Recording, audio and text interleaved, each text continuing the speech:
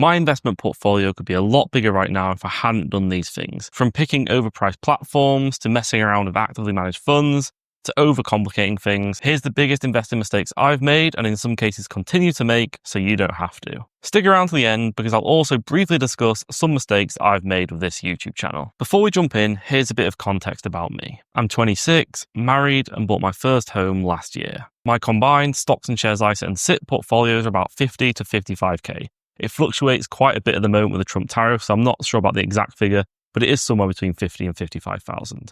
I also have a defined benefit pension scheme through my full-time job, so there is no pot of money that I can add to my total portfolio there. So you could say my total portfolio is bigger, but with a defined benefit scheme, there is no pot of money like you have with defined contribution schemes. I'm not a finance professional. I have a master's degree in international law, but I do have a strong passion for all things personal finance and investing. I've been investing my own money for 5 years now, basically as long as I've had money to invest, and I am completely self-taught. Everything I know now has come from reading books, watching every finance video under the sun, reading articles, reading the fund fact sheets and fund documents, and in general, just going out of my way to learn anything and everything I can do about all things investing. With that out of the way, let's get into the mistakes. This video might be a bit rambly. I've got some notes, but I'm going to do it unscripted because I think it is natural with these sort of videos. And I think just doing it off notes does work quite well with this sort of thing. So the number one mistake I made was starting with expensive platforms. So my investment journey has involved NatWest Invest, so the stocks and shares ISA with my bank. Then I moved to Hargreaves Lansdown, and then I've had cheaper platforms like InvestEngine, Trading 212, and some others as well. And the reason why I believe that starting with these expensive platforms is a mistake is because I believe that when you're young, in the accumulation stage like myself, I don't need to be paying expensive fees. Yes, they might have telephone customer support. It might feel a little bit more secure with a bank. But knowing what I know now, as long as a platform is FCA regulated, FSCS protected, they've got really good reviews, the customer support is good, they still reply to emails and messages, I'm not too bothered about being able to ring someone. As long as all those things are in place, then I'm happy to use the platform. And if they're cheaper, I personally see no reason why I shouldn't use a cheaper platform in the accumulation stage of my portfolio building. There's no point paying fees if I don't need to. Every £1 I pay in fees is £1 less available in my portfolio to compound over time. That being said, investing on any platform is better than not investing at all. So if you feel safer having your stocks and shares ISA with your bank or with a big established broker like Hargreaves Lansdown, then fair enough, I completely understand. But for me personally, messing around with my bank and Hargreaves Lansdown wasn't necessary. Mistake 2 kind of links to mistake number 1, and that is switching platforms too often. As I say, I've gone from NatWest Invest, Hargreaves Lansdown, InvestEngine, Trading 212, and now I try other ones as part of being a content creator. And the reason why this is a mistake is that I don't really have a full performance history.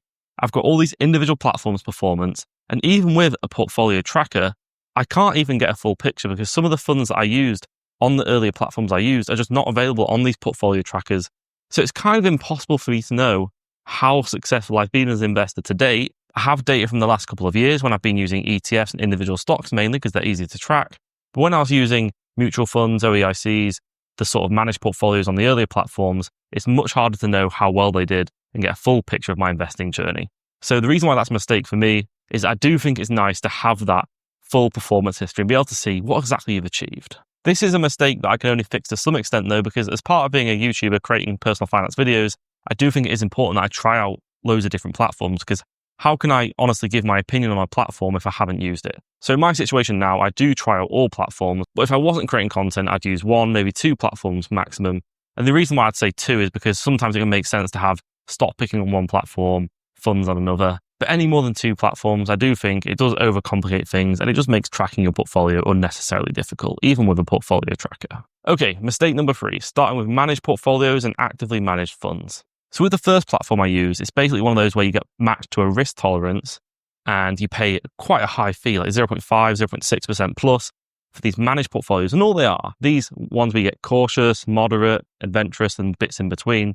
All they are is a slider between bonds and stocks. So the cautious portfolio, pretty much majority bonds, a little bit of stocks. The adventurous portfolio, majority stocks, tiny amount of bonds. And knowing what I know now, I can create those managed portfolios myself with a simple global bond fund, simple global stock fund, really cheap, passive funds, put them together, and they will probably almost definitely outperform what these managed portfolios do, because even if these managed portfolios pick a good selection of funds, you're paying a really expensive fee for them to package it for you.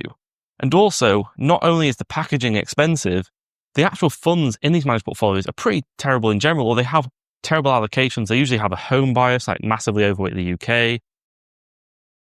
They have a weird mix of loads of different bond funds and equity funds. I think what they aim to do, being cynical myself here, is they put a long list of funds packaged together. So when a new investor who doesn't know what they're doing looks at it, they go, oh, that's really complicated. It must be worth the fees. Whereas obviously, knowing what I know now, you can achieve the same thing with two funds, global stock fund, global bond fund.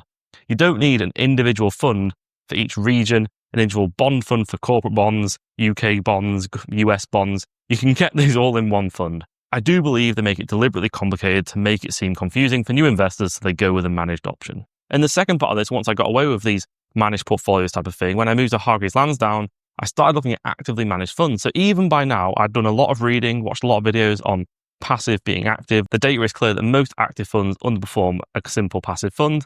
But despite knowing this, I thought I can find the one that's going to beat the market. Or maybe I didn't think that, but I just saw like how well some of these active funds were doing. And I thought, well, surely these fund managers can continue what they're doing if they've done it so far. So that is a big mistake, actually, because when you do more research, you find out that the fund managers that beat the market very rarely continue to beat the market over the long term. And that's the hardest part about picking active funds. Just because a fund manager's done well previously does not mean they're going to carry on doing so. Picking the next best active fund manager is kind of like picking individual stocks in a way. There were some absolutely horrendous funds I picked on Hargreaves Lansdown, and they were actually on what Hargreaves Lansdown called their wealth shortlist, and that is by Hargreaves Lansdown analysts, researchers. They pick the funds that they think will do well. I can say in my case, the funds on that shortlist did horrendously. Luckily for me, I didn't stay with these funds for too long, less than a year, I think, before I switched to majority passive funds. Okay, mistake number 4, I kind of continue to make, but it is one that I've made a lot worse in the past, and that is overcomplicating my portfolio. Mix and matching too many different things. So previously, as alluded to, I had a mix of active funds and passive funds all together, some individual stocks in another portfolio, and that was just far too complicated. And even nowadays, I have a few different global funds. I have passive market cap weighted global funds. I have passive factor funds that track a factor-based index. And I do also have one actively managed investment trust that I do like. So looking at all this together, I do have about 3 or 4 different global funds where technically I could just have one global fund and probably get very similar results. So the reason why I still do this is because I enjoy investing. I enjoy seeing how different styles of investing perform. I think with these 3 different types of fund, I'm kind of representing each different style. I have completely purely passive market cap weighted factors that have historically outperformed the market but may not continue to. And then also one actively managed fund that I'm fully aware most active managers don't persist to outperform the market, but the one I've picked does have a great track record. I do like the philosophy. I do like how they construct the portfolio. And for me, I'm willing to take that risk with one active fund in the portfolio.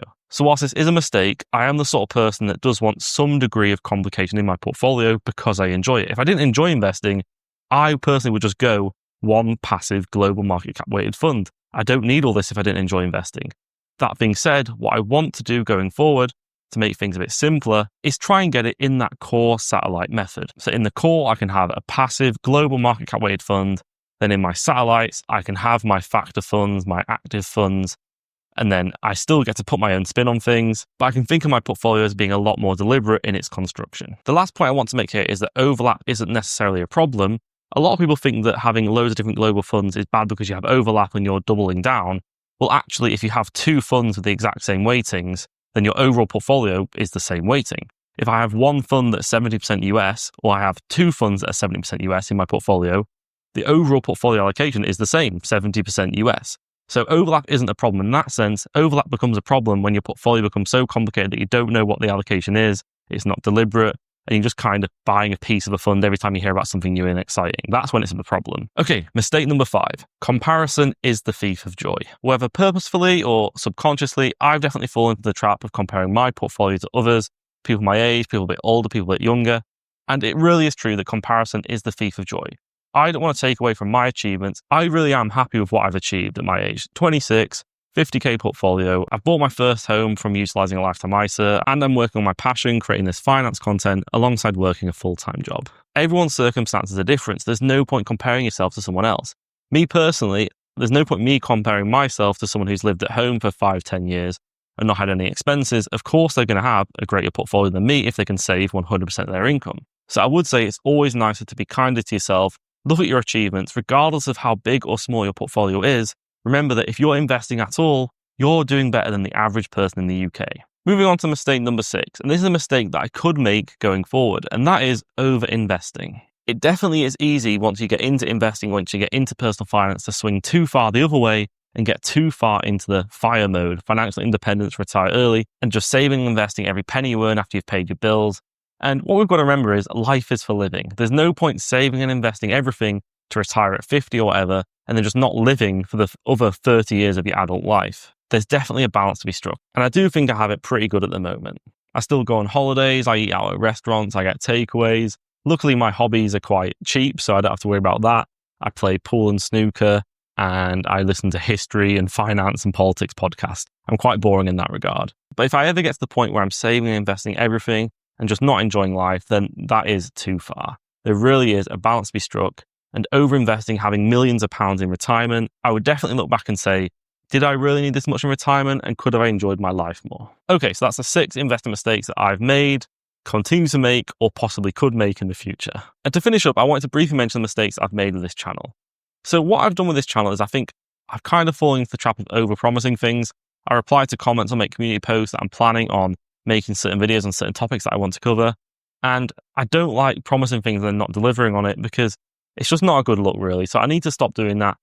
And in general, what I'm struggling with at the moment is I do have more ideas than time. So I need to learn to prioritize the stuff that I think is the most informational, the most helpful, and what I really think can fill a gap on YouTube and help with that information gap. I also don't want to become a portfolio update channel. That was never my intention with this channel. I wanted it to be 2 things. I wanted to share my own investment portfolios and track my journey, because I do think it's cool to do so.